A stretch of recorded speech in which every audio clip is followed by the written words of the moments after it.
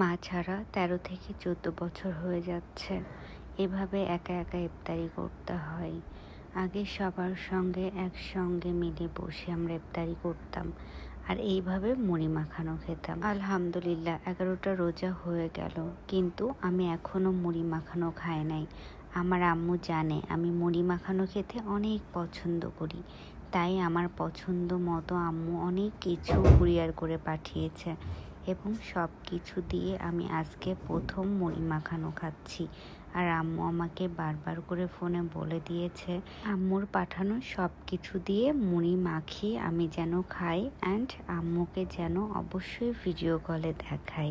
আমার বাসায় সব সময় আমার আম্মু অথবা আমার ছোট বোন অথবা আমার আব্বু মুড়ি মাখাতো এভাবে একটা বোলের মধ্যে সব কিছু মিক্সড করে এইভাবে মাখানো হতো, আর আমরা সবাই সে বোল থেকে একসঙ্গে মিলেমিশে খেতাম। আর আজকে আপনাদের ভাইয়া আমাকে আমার ফ্যামিলির মতো করে মুড়ি মাখিয়ে দিচ্ছে।